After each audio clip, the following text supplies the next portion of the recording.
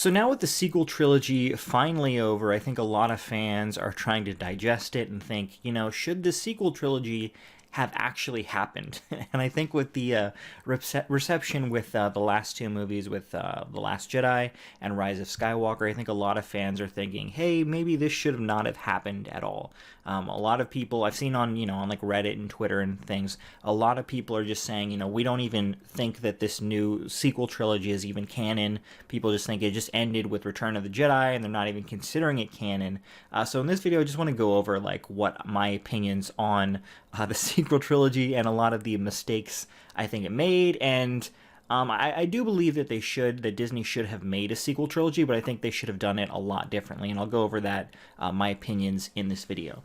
So to start out with the sequel trilogy, when the Force Awakens came out, a lot of people I know didn't like that film. I actually really liked that film. I was a big fan of The Force Awakens, and one reason why I think I really liked that film was because I had no expectations for that film going into it.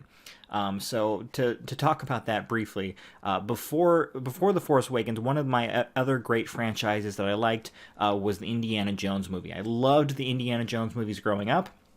So when they announced they were doing Indiana Jones and the Crystal Skull, I was super stoked for that film, and then I saw it, and the film kind of gave me nightmares. It was so bad.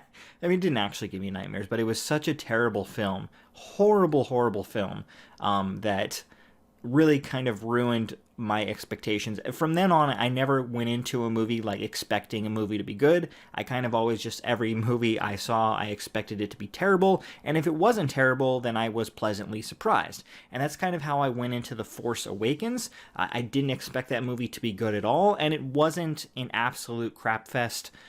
So I actually really enjoyed that film. I know a lot of people didn't enjoy it because honestly it's a blatant ripoff of A New Hope, and I completely see that. I understand that. But it's still a good film. I mean, A New Hope is a fantastic film, so even if you make just a bad copy of that film, it's at least a decent film. So that's why I enjoyed The Force Awakens.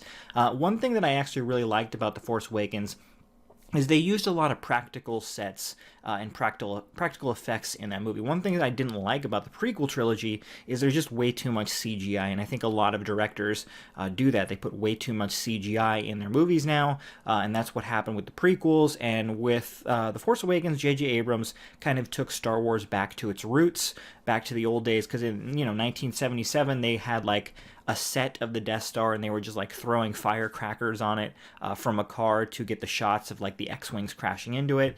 And I think using a lot of practical effects in The Force Awakens is one thing that made that movie at least decent in my opinion. Another thing that I really liked about The Force Awakens is that J.J. Abrams, whatever your opinions on him are, is that he's really good at building mysteries, building things that you're excited to learn about. Now, he's not very good at figuring out what those mysteries are or ending the mysteries. He's done this several times. He did the Lost TV show, and I started out really liking that show. The mysteries were cool, and then you found out there was really no ending that they had. And the same happens with The Force Awakens, right? Or the same happens with this sequel trilogy.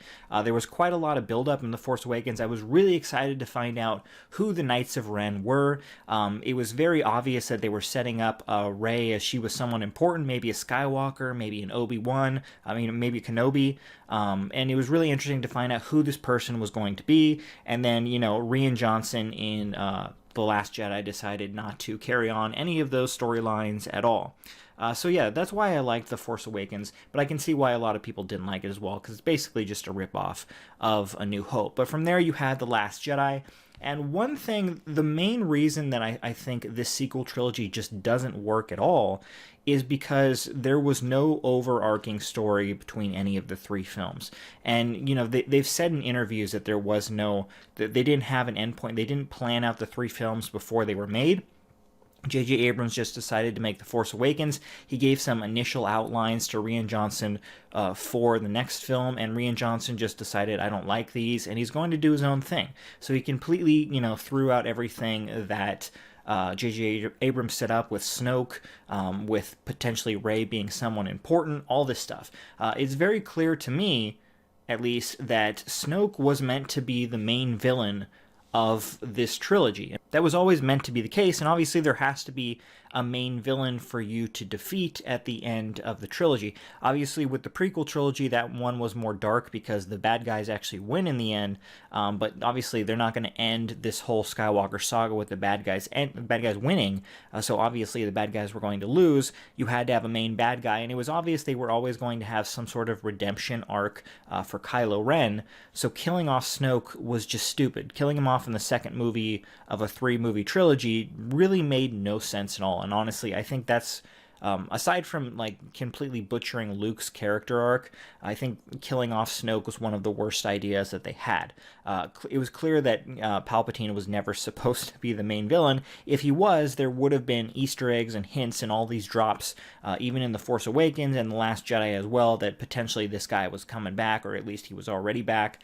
And they never really had that in any of the lead-up films. So I really feel like The Last Jedi is kind of where this sequel trilogy went off the rails. Obviously, I have a lot of problems with Rise of Skywalker as well. I think that's a really bad movie. It's a really shoddy movie. But I kind of feel like J.J. Abrams was kind of backed into a corner after Rian Johnson just changed everything with The Last Jedi and decided to go in a completely different direction. I kind of understand, I don't agree with, but I understand why J.J. brought Palpatine back, because they needed a main big villain that would be defeated at the end of the trilogy, and then the heroes are victorious and move on. Obviously, they needed that, and they could have just introduced a completely new character, but you know, this movie was already messy enough. There's a lot of problems with this film, and trying to introduce a completely new villain that none of the audience knows, and you explain who this character is, and then of course he dies at the end of the movie, that just would have added so much absolute ridiculousness to this movie. It would have been so over the top.